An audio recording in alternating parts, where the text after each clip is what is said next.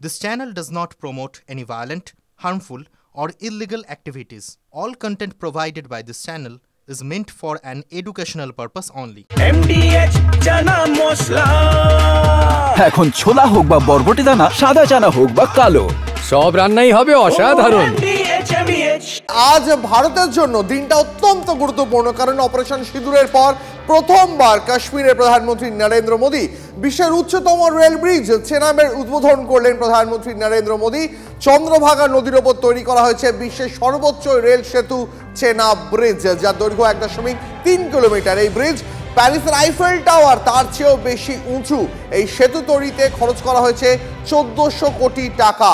দেখতে পাচ্ছেন এই মুহূর্তে যে ছবি দেখাচ্ছি আপনাদের, চেনাব ব্রিজের ওপরে জাতীয় পতাকা হাতে হেঁটে যাচ্ছেন প্রধানমন্ত্রী নরেন্দ্র মোদী। এই মুহূর্তে সেই ছবি দেখাচ্ছি আপনাদের। চন্দ্রভাগা নদী থেকে এই সেতুর উচ্চতা 359 মিটার। ঘন্টায় 100 কিলোমিটার বেগে ট্রেন ছুটতে পারবে এই সেতুর উপর দিয়ে। এদিন মোদির হাতে অঞ্চি রেল সেতুর উদ্বোধন হলো। এই রেল সেতুরও একটা বৈশিষ্ট্য রয়েছে। অন্যদিকে কাটরা থেকে শ্রীনগর পর্যন্ত রুটের বন্দে ভারতের উদ্বোধন নমোর হাতে।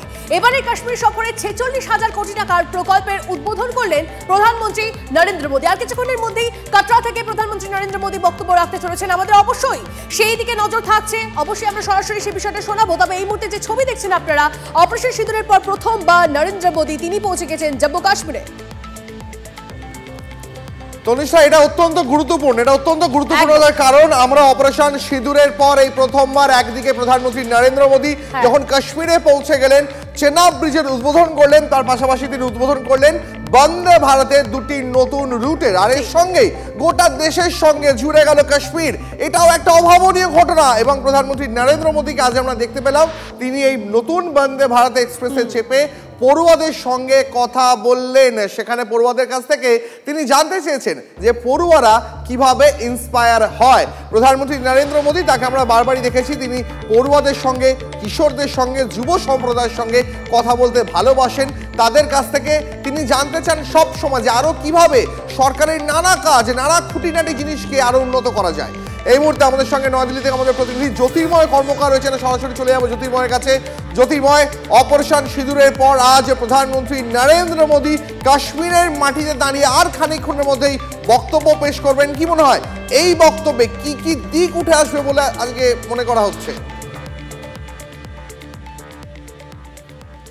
মূলত দুটি দিকে আমাদের নজর থাকবে। প্রথমত আমরা দেখেছি যে পেহেলগামের পরে অপারেশন সিঁদুর এবং যেভাবে সেনাবাহিনীর সাফল্য এসছে তার পরিপ্রেক্ষিতে দাঁড়িয়ে সরাসরিভাবে পাকিস্তানকে তিনি কোনো বার্তা দেন কিনা, কারণ এটা অত্যন্ত চ্যালেঞ্জের একটি বিষয় ছিল যে যখন একটা যুদ্ধ পরিস্থিতি তৈরি হয়েছে তখন সেই জায়গাতে নিরাপত্তা 100% সুনিশ্চিত করা, স্বয়ং প্রধানমন্ত্রী সেখানে পা রাখবেন, সেই চ্যালেঞ্জ সেনাবাহিনী এবং নিরাপত্তা বাহিনী তারা নিয়েছে এবং এই জায়গার 100% নিরাপত্তা তারা সুনিশ্চিত করেছে। স্বাভাবিকভাবেই এবারে পাকিস্তানকে কোনো বার্তা দেওয়া হয় কিনা আমাদের নজর থাকবে সেই দিকে। দ্বিতীয়ত যে বিষয়টি গুরুত্বপূর্ণ, যে চেনাব ব্রিজ, এই চেনাব ব্রিজ ভারতের ঐতিহাসিক সাফল্য, সব থেকে উচ্চ, সব থেকে দীর্ঘ একটি ব্রিজ এবং যে প্রতিকূল ভৌগোলিক পরিস্থিতিতে এই ব্রিজকে তৈরি করা হয়েছে তা ভারতের ইঞ্জিনিয়ারদের কাছে, বৈজ্ঞানিকদের কাছে অত্যন্ত বড় একটি পরিকাঠামোগত চ্যালেঞ্জ ছিল। সেই যাবতীয় চ্যালেঞ্জকে উতরে আজকে যখন সাফল্যের দোরগোড়ায় এসে দাঁড়ানো গিয়েছে, সেই সময় কাশ্মীরের মানুষের উদ্দেশ্যে প্রধানমন্ত্রী নরেন্দ্র মোদীর কি বার্তা থাকে সেই লক্ষ্য আমাদের থাকবে। কারণ 370 ধারা প্রত্যাহারের পর স্বাভাবিকভাবেই কিছুটা ক্ষোভের জায়গা তৈরি হয়েছিল, যে ক্ষোভকে আমরা দেখেছি যে বিরোধী দলগুলো তারা বারবার ধরে তুলেছেন।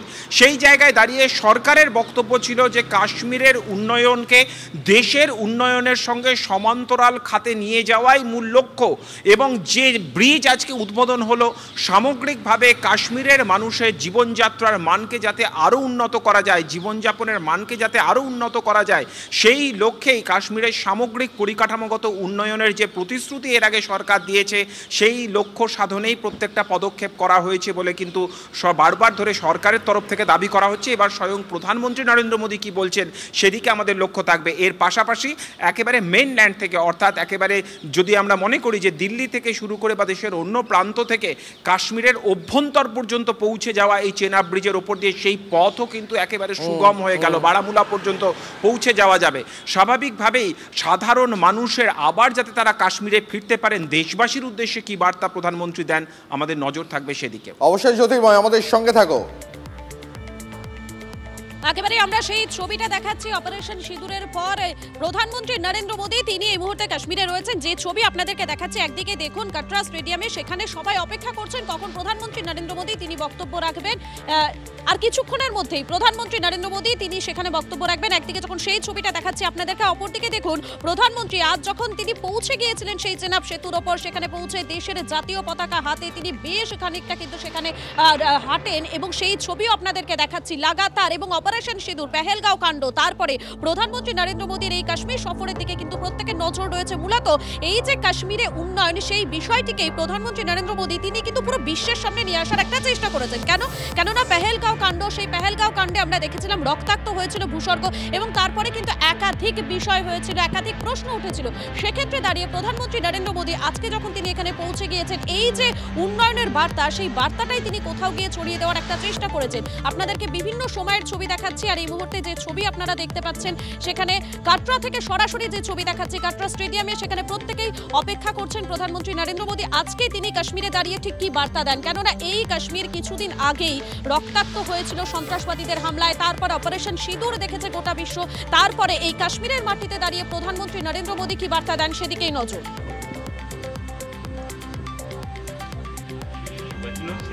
हमारा मार्गदर्शन करें। आपकी जोरदार तालियों के बीच हमारे माननीय सर्वप्रिय नेता माननीय प्रधानमंत्री नरेंद्र मोदी जी।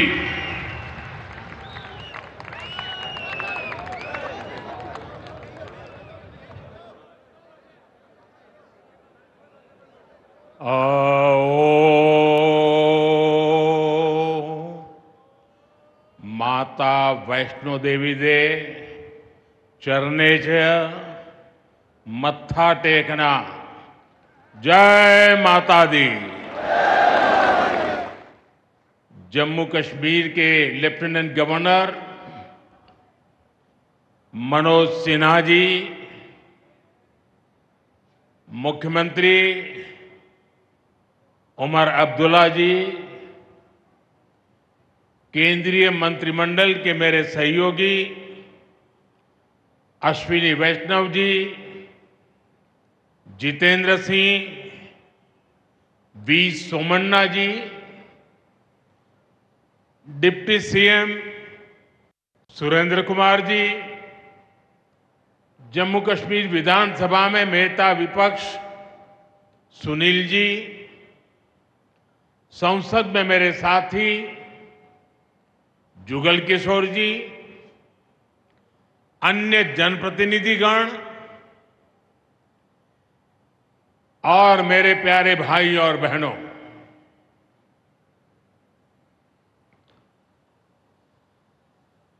वीर जोरावर सिंह जी की ये भूमि है। मैं धरती को प्रणाम करता हूं। साथियों, आज का ये कार्यक्रम भारत की एकता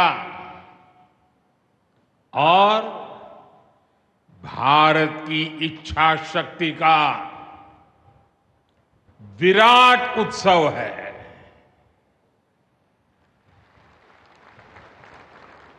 माता वैष्णो देवी के आशीर्वाद से आज वादी कश्मीर भारत के रेल नेटवर्क से जुड़ गई है।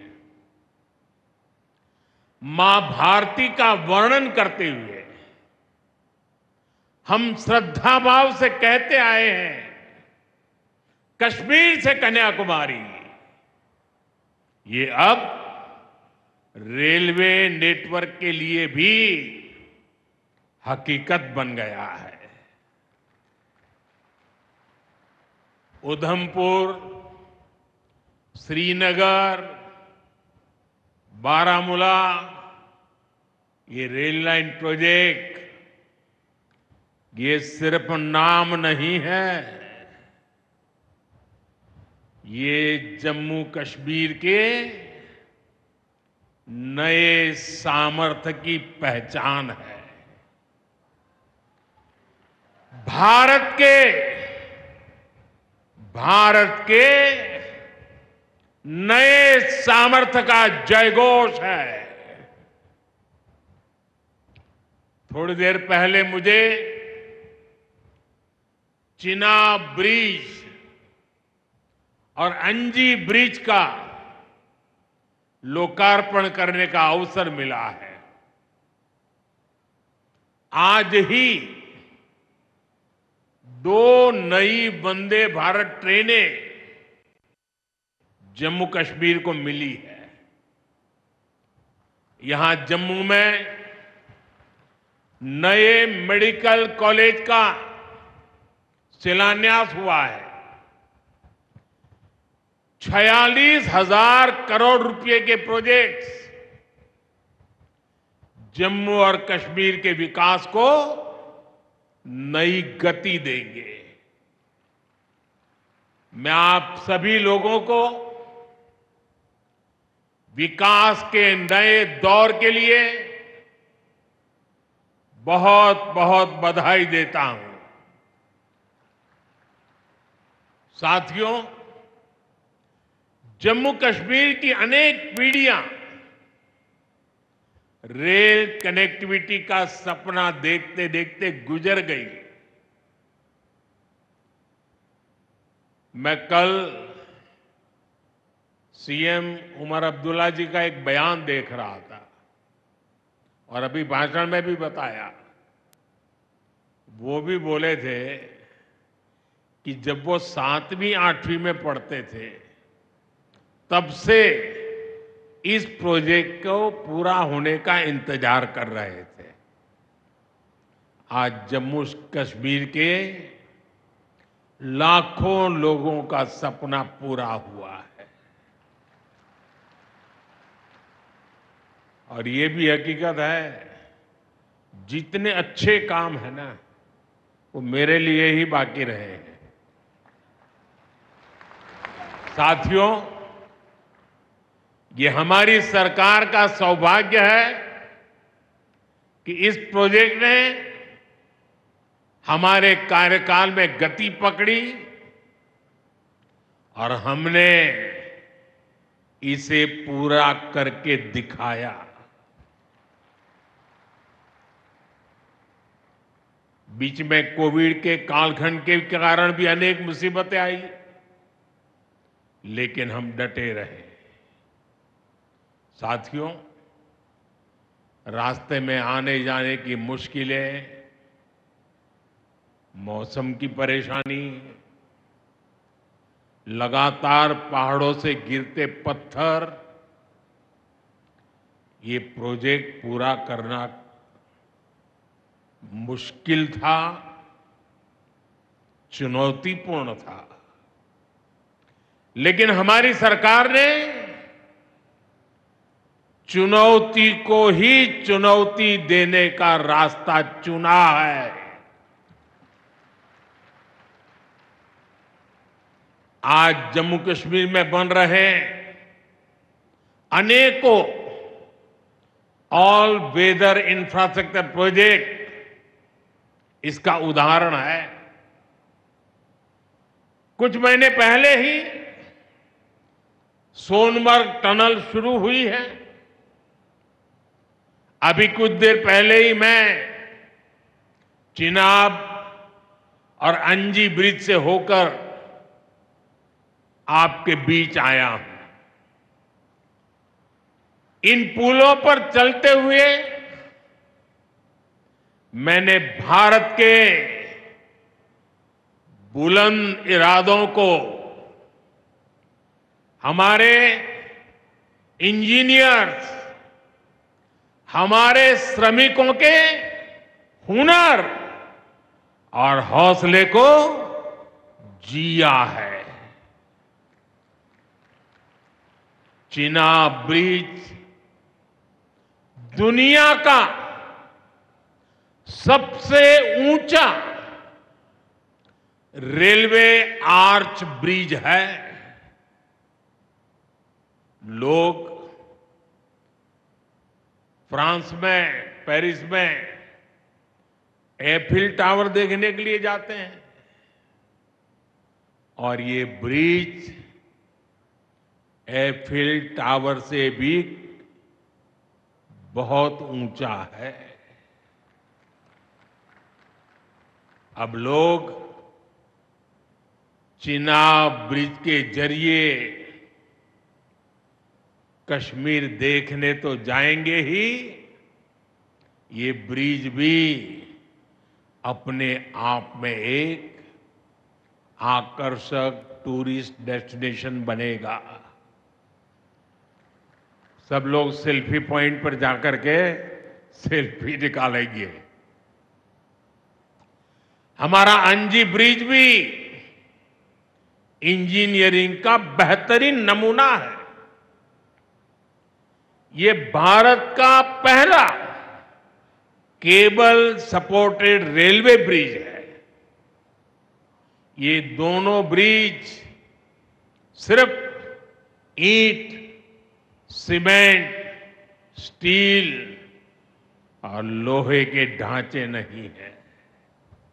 ये पीर पंजाल की दुर्गम पहाड़ियों पर खड़ी भारत की शक्ति का जीवंत प्रतीक है। ये भारत के उज्जवल भविष्य की सिंह गर्जना है। ये दिखाता है विकसित भारत का सपना जितना बड़ा है उतना ही बुलंद हमारा हौसला है, हमारा सामर्थ्य है। और सबसे बड़ी बात, नेक इरादा है, अपार पुरुषार्थ है। साथियों, चिनाब ब्रिज हो या फिर अंजी ब्रिज, ये जम्मू की और कश्मीर की दोनों क्षेत्रों की समृद्धि का जरिया बनेंगे। इससे टूरिज्म तो बढ़ेगा ही, इकोनॉमी के दूसरे सेक्टर्स को भी लाभ होगा। जम्मू और कश्मीर की रेल कनेक्टिविटी दोनों क्षेत्रों के कारोबारियों के लिए नए अवसर बनाएगी। इससे यहां की इंडस्ट्री को गति मिलेगी। अब कश्मीर के सेब कम लागत में देश के बड़े बाजारों तक पहुंच पाएंगे और समय पर पहुंच पाएंगे। सूखे मेवे हो या पश्मीना शॉल, यहां का हस्तशिल्प अब आसानी से देश के किसी भी हिस्से तक पहुंच पाएगा। इससे जम्मू कश्मीर के लोगों को देश के दूसरे हिस्सों में आना जाना भी बहुत आसान होगा। साथियों, मैं यहां संगलदान के एक स्टूडेंट का अखबार में कमेंट पढ़ रहा था। उस स्टूडेंट ने कहा कि उसके गांव के उन्हीं लोगों ने अब तक ट्रेन नहीं देखी थी जो गांव से बाहर गए। गांव के ज्यादातर लोगों ने ट्रेन का सिर्फ वीडियो ही देखा था। उन्हें अब तक यकीन ही नहीं हो रहा कि असली ट्रेन उनकी आंखों के सामने गुजरेगी। मैंने ये भी पढ़ा कि बहुत से लोग ट्रेनों के आने जाने का टाइम याद कर रहे हैं। एक और बिटिया ने बड़ी अच्छी बात कही। उस बिटिया ने कहा, अब मौसम तय नहीं करेगा कि रास्ते खुलेंगे या बंद रहेंगे। अब ये नई ट्रेन सेवा हर मौसम में लोगों की मदद करती रहेगी। साथियों, जम्मू कश्मीर मां भारती का मुकुट है। ये मुकुट एक से बढ़कर एक खूबसूरत रत्नों से जड़ा हुआ है। ये अलग अलग रत्न जम्मू कश्मीर का सामर्थ्य है। यहां की पुरातन संस्कृति, यहां के संस्कार, यहां की आध्यात्मिक चेतना, प्रकृति का सौंदर्य, यहां की जड़ी बूटियों का संसार, फलों और फूलों का विस्तार, यहां के युवाओं में आप लोगों में जो टैलेंट है वो मुकुट मणि की तरह चमकता है। साथियों, आप भली बात ही जानते हैं, मैं दशकों से जम्मू और कश्मीर आता जाता रहा। इंटीरियर इलाकों में मुझे जाने का, रहने का अवसर मिला है। मैंने इस सामर्थ्य को लगातार देखा है, महसूस किया है, और इसलिए मैं पूरे समर्पण भाव के साथ जम्मू कश्मीर के विकास में जुटा हूं। साथियों, जम्मू कश्मीर भारत की शिक्षा और संस्कृति का गौरव रहा है। आज भारत दुनिया के बड़े नॉलेज हब में से एक हमारा जम्मू कश्मीर बन रहा है, तो इसमें जम्मू कश्मीर की भागीदारी भी भविष्य में भी बढ़ने वाली है। यहां आईआईटी, आईआईएम, एम्स और नीट जैसे संस्थान है। जम्मू और श्रीनगर में सेंट्रल यूनिवर्सिटीज हैं। जम्मू और कश्मीर में रिसर्च इकोसिस्टम का भी विस्तार हो रहा है। साथियों, यहां पढ़ाई के साथ साथ दवाई के लिए भी अभूतपूर्व काम हो रहा है। बीते कुछ सालों में ही 2 स्टेट लेवल के कैंसर संस्थान बने हैं। पिछले 5 वर्षों में यहां 7 नए मेडिकल कॉलेज शुरू किए गए हैं। आप भी जानते हैं, जब मेडिकल कॉलेज खुलता है तो उससे मरीजों के साथ ही उस क्षेत्र के युवाओं को भी सबसे ज्यादा फायदा मिलता है। जम्मू कश्मीर में अब एमबीबीएस की सीटों की संख्या 500 से बढ़कर 1300 तक पहुंच गई है। मुझे खुशी है कि अब रियासी जिले को भी नया मेडिकल कॉलेज मिलने जा रहा है। Shri Mata Vaishno Devi institute of medical excellence, ये आधुनिक अस्पताल तो है, ये दान पुण्य करने की हमारी जो संस्कृति है उसका भी उदाहरण है। इस मेडिकल कॉलेज को बनाने में जो राशि लगी है उसके लिए भारत के कोने कोने से माता वैष्णो देवी के चरणों में आने वाले लोगों ने दान दिया हुआ है। मैं श्री माता वैष्णो देवी श्राइन बोर्ड को, उनके अध्यक्ष मनोज जी को इस पवित्र कार्य के लिए बहुत बहुत शुभकामनाएं देता हूं।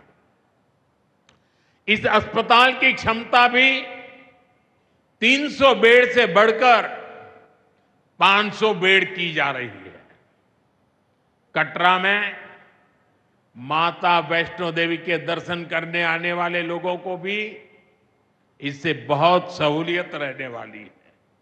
साथियों, केंद्र में भाजपा एनडीए की सरकार को अब 11 साल हो रहे हैं। ये 11 साल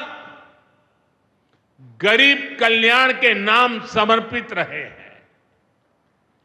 प्रधानमंत्री आवास योजना से 4 करोड़ गरीबों का पक्के घर का सपना पूरा हुआ है। उज्ज्वला योजना से 10 करोड़ रसोइयों उसमें धुएं का अंत हुआ है। हमारी बहनों को, बेटियों को उनकी सेहत की रक्षा हुई है। आयुष्मान भारत योजना से 50 करोड़ गरीबों को 5 लाख रुपए तक का मुफ्त इलाज मिला है। प्रधानमंत्री गरीब कल्याण अन्न योजना से हर थाली में भरपेट अनाज सुनिश्चित हुआ है। जनधन योजना से पहली बार 50 करोड़ से ज्यादा गरीबों के लिए बैंक का दरवाजा खुला है। सौभाग्य योजना से अंधेरे में जी रहे 2.5 करोड़ परिवारों में बिजली की रोशनी पहुंची है। स्वच्छ भारत मिशन के तहत बने 12 करोड़ शौचालयों ने खुले में शौच की मजबूरी से मुक्ति दिलाई है। जल जीवन मिशन से 12 करोड़ नए घरों में नल से जल पहुंचने लगा है। महिलाओं का जीवन आसान हुआ है। पीएम किसान सम्मान निधि से 10 करोड़ छोटे किसानों को सीधी आर्थिक सहायता मिली है।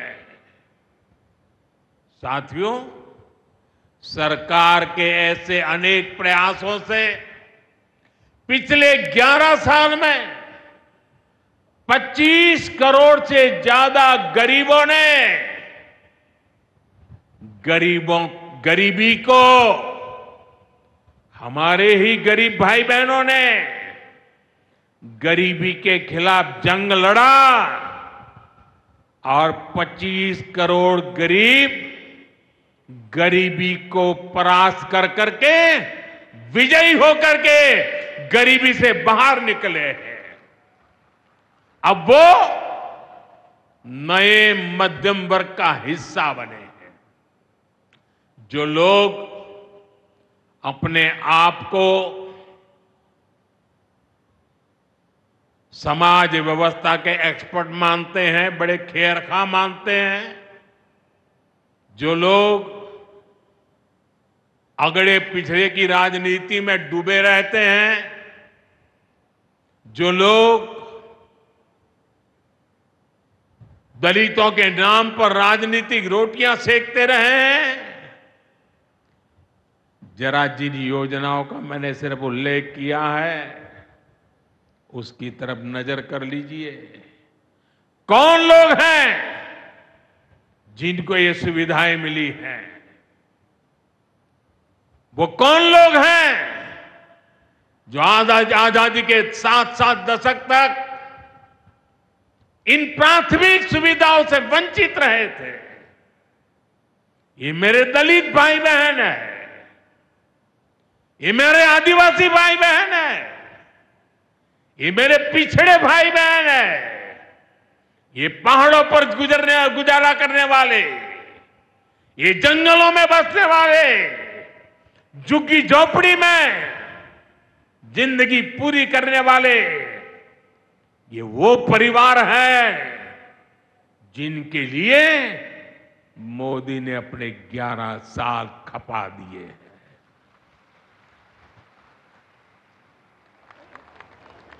केंद्र सरकार का प्रयास है कि गरीबों को, नए मध्यम वर्ग को ज्यादा से ज्यादा ताकत दे, वन रैंक वन पेंशन हो, 12 लाख रुपए तक की सैलरी को टैक्स फ्री करना हो, घर खरीदने के लिए आर्थिक सहायता देना हो, सस्ती हवाई यात्रा के लिए मदद देनी हो, हर तरह से सरकार गरीब और मध्यम वर्ग के साथ कंधे से कंधा मिलाकर चल रही है। साथियों, गरीबों को गरीबी से मुक्ति पाने के लिए उनका मदद करना, लेकिन ईमानदारी से जीने वाले, देश के लिए समय समय पर टैक्स देने वाले मध्यम वर्ग की ताकत बढ़ाना, इसके लिए भी आजादी में पहली बार इतना काम हुआ है जो हमने करके दिखाया है। साथियों, हम अपने यहां नौजवानों के लिए लगातार रोजगार के नए अवसर बढ़ा रहे हैं और इसका एक अहम जरिया है टूरिज्म। टूरिज्म से रोजगार मिलता है, टूरिज्म लोगों को जोड़ता है, लेकिन दुर्भाग्य से हमारे पड़ोस का देश मानवता का विरोधी, मेलजोल का विरोधी, टूरिज्म का विरोधी, इतना ही नहीं, वो ऐसा देश है जो गरीब की रोजी रोटी का भी विरोधी है। 22 अप्रैल को पहलगाम में जो कुछ हुआ वो इसी का उदाहरण है। पाकिस्तान ने पहलगाम में इंसानियत और कश्मीरियत दोनों पर वार किया। उसका इरादा भारत में दंगे कराने का था। उसका इरादा कश्मीर के मेहनतकश लोगों की कमाई को रोकना था। इसलिए पाकिस्तान ने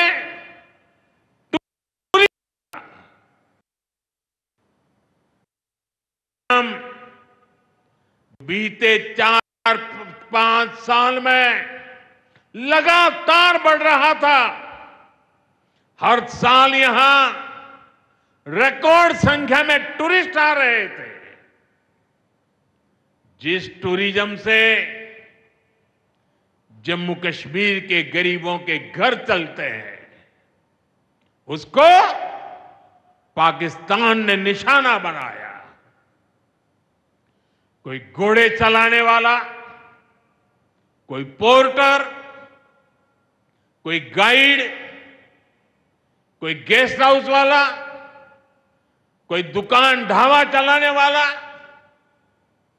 पाकिस्तान की साजिश इन सबको तबाह करने की थी।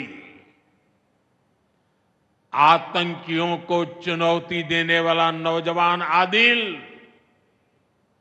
वो भी तो वहां मेहनत मजदूरी करने गया था, लेकिन अपने परिवार की देखरेख कर सके इसलिए मेहनत कर रहा था।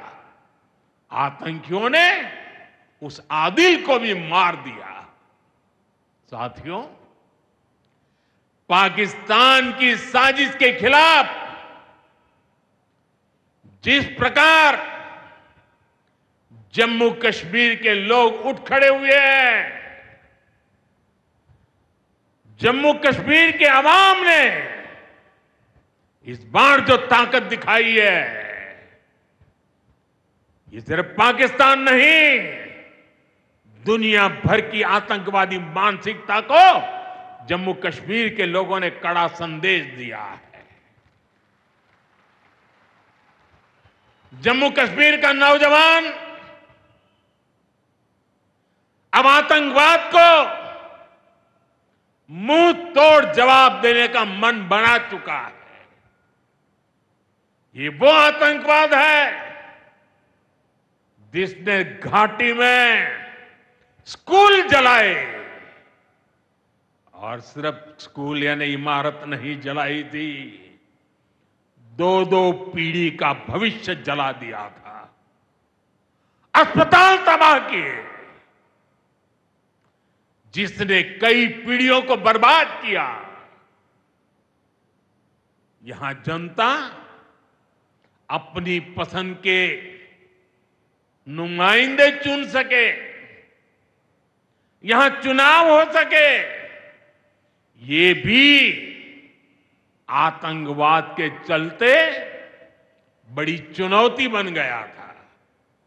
साथियों, बरसों तक आतंक सहने के बाद जैसे जम्मू कश्मीर ने इतनी बर्बादी देखी थी कि जम्मू कश्मीर के लोगों ने सपने देखना ही छोड़ दिया था। आतंकवाद को ही अपना भाग्य मान लिया था। जम्मू कश्मीर को इस स्थिति से निकालना जरूरी था, और हमने ये करके दिखाया है। आज जम्मू कश्मीर का नौजवान नए सपने भी देख रहा है और उन्हें पूरे भी कर रहा है। अब कश्मीर का नौजवान बाजारों को, शॉपिंग मॉल्स को, सिनेमा हॉल को गुलजार देख करके खुश है। यहां के लोग जम्मू कश्मीर को फिर से फिल्मों की शूटिंग का प्रमुख केंद्र बनते देखना चाहते हैं। इस क्षेत्र को स्पोर्ट्स का हब बनते देखना चाहते हैं। यही भाव हमने अभी माता खीर भवानी के मेले में भी देखा है। जिस तरह हजारों लोग माता के दर पर पहुंचे, वो नए जम्मू कश्मीर की तस्वीर दिखाता है। अब 3 तारीख से अमरनाथ यात्रा भी शुरू होने वाली है। ईद की उमंग भी हम चारों तरफ देख रहे हैं। विकास का जो वातावरण जम्मू कश्मीर में बना था, वो पहलगाम के हमले से डिगने वाला नहीं है। जम्मू कश्मीर के आप सभी लोगों को और आप सबसे नरेंद्र मोदी का वायदा है। मैं यहां विकास को रुकने नहीं दूंगा। यहां के नौजवानों को सपने पूरा करने से कोई भी बाधा अगर रुकावट बनती है, तो उस बाधा को पहले मोदी का सामना करना पड़ेगा। साथियों, आज 6 जून है। याद कीजिए, 1 महीने पहले, ठीक 1 महीने पहले 6 मई की वो रात पाकिस्तान के आतंकियों पर कयामत बरसी थी।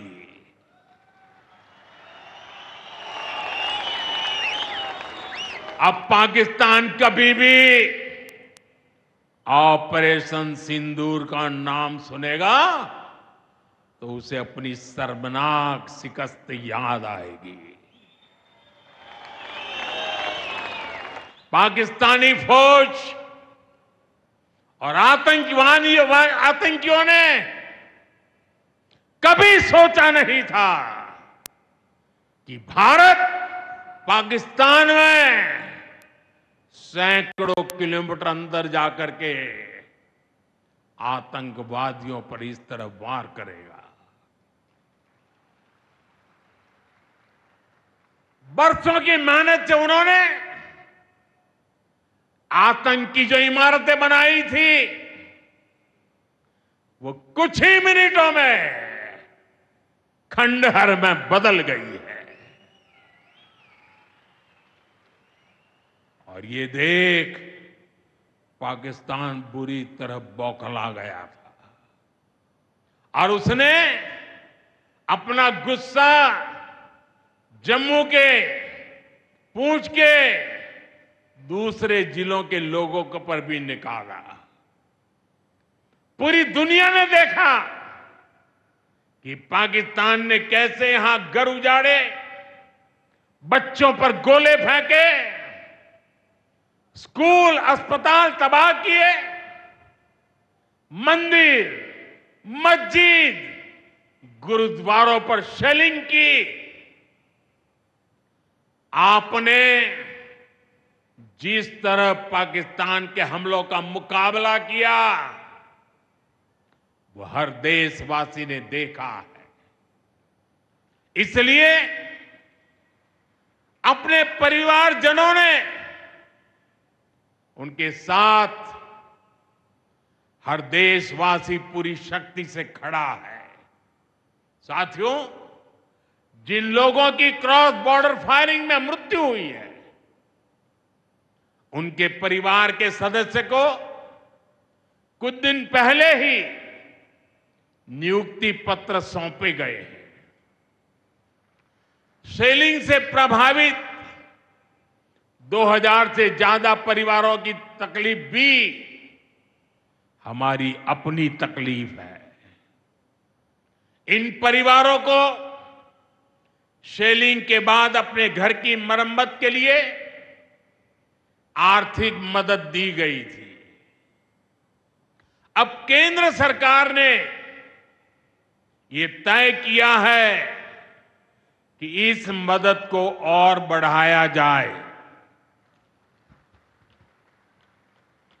आज के इस कार्यक्रम में मैं इसकी भी जानकारी आपको देना चाहता हूं। साथियों, जिन घरों में बहुत ज्यादा नुकसान हुआ है उन्हें अब 2 लाख रुपए और जो घर आंशिक रूप से क्षतिग्रस्त हुए उन्हें 1 लाख रुपए की सहायता अलग से दी जाएगी, अतिरिक्त दी जाएगी। यानी अब उन्हें पहली बार की मदद के बाद ये एक्स्ट्रा धनराशि मिलेगी। साथियों, हमारी सरकार बॉर्डर किनारे बसे लोगों को देश का प्रथम प्रहरी मानती है। बीते दशक में सरकार ने बॉर्डर के जिलों में विकास और सुरक्षा के लिए अभूतपूर्व काम किया है। इस दौरान करीब 10,000 नए बंकर्स बनाए गए हैं। इन बंकरों ने ऑपरेशन सिंदूर के बाद बने हालात में लोगों का जीवन बचाने में बड़ी मदद की है।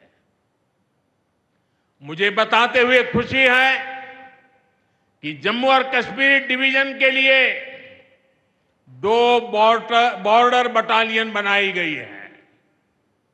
2 वुमेन बटालियन बनाने का भी काम पूरा कर लिया गया है। साथियों, हमारा जो इंटरनेशनल बॉर्डर है उसके पास जो बहुत दुर्गम इलाके हैं वहां भी सैकड़ों करोड़ रुपया खर्च करके नया इंफ्रा बनाया जा रहा है। कठुआ से जम्मू हाईवे को 6 लेन का एक्सप्रेसवे बनाया जा रहा है। अखनूर से पुंछ हाईवे का भी चौड़ीकरण किया जा रहा है। वाइब्रेंट विलेज प्रोग्राम के तहत भी बॉर्डर के गांवों में विकास के काम को और गति दी जा रही है। जम्मू कश्मीर के 400 ऐसे गांव जहां ऑल वेदर कनेक्टिविटी नहीं थी, उन्हें 1800 किलोमीटर की नई सड़कें बिछाकर जोड़ा जा रहा है। इस पर भी सरकार 4200 करोड़ रुपए से ज्यादा खर्च करने जा रही है। साथियों, आज मैं जम्मू कश्मीर के आप लोगों से, खासकर यहां के नौजवानों से एक विशेष आग्रह भी करने आया हूं। और जम्मू कश्मीर की धरती से मैं देश को भी आग्रह करना चाहता हूं। आपने देखा है कि कैसे ऑपरेशन सिंदूर ने आत्मनिर्भर भारत की ताकत दिखाई है।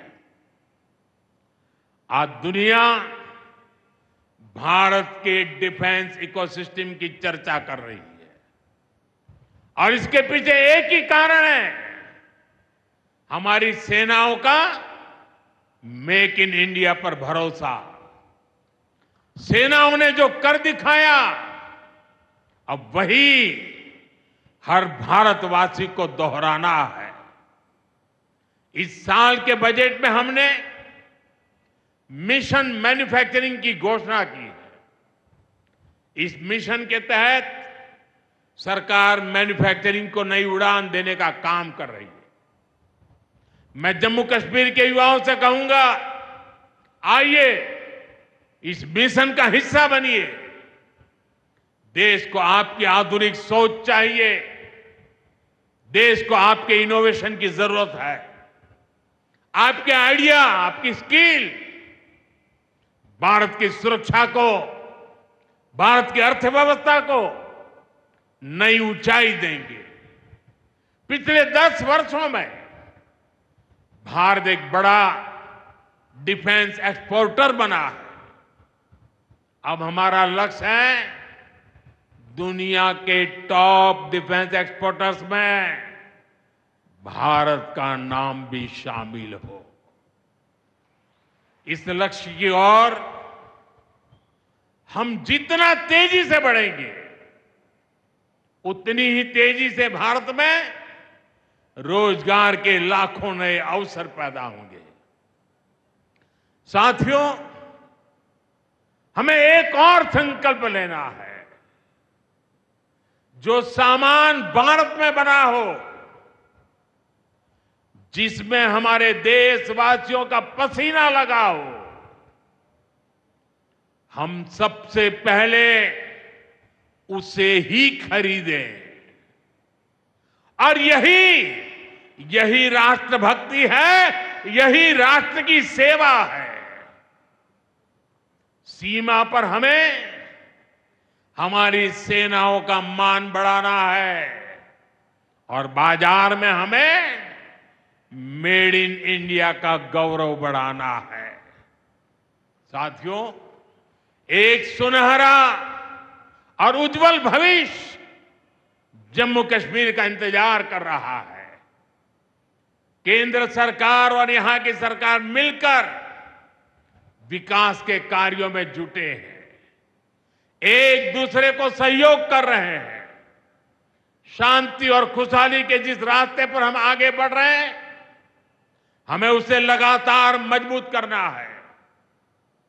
मां वैष्णो देवी के आशीर्वाद से विकसित भारत, विकसित जम्मू कश्मीर का यह संकल्प सिद्धि तक पहुंचे, इसी कामना के साथ आप सभी को फिर से ये ढेर सारे विकास के प्रोजेक्ट के लिए और एक से बढ़कर एक शानदार प्रोजेक्ट के लिए मैं बहुत बहुत बधाई देता हूं।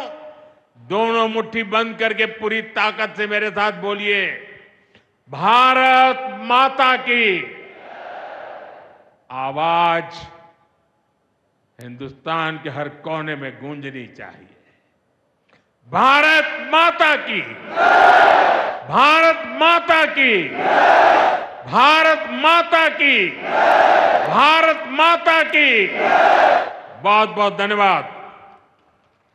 तुलो नहीं NDH कश्मीरी, আরে কম দে কিন্তু খাঁটি দে।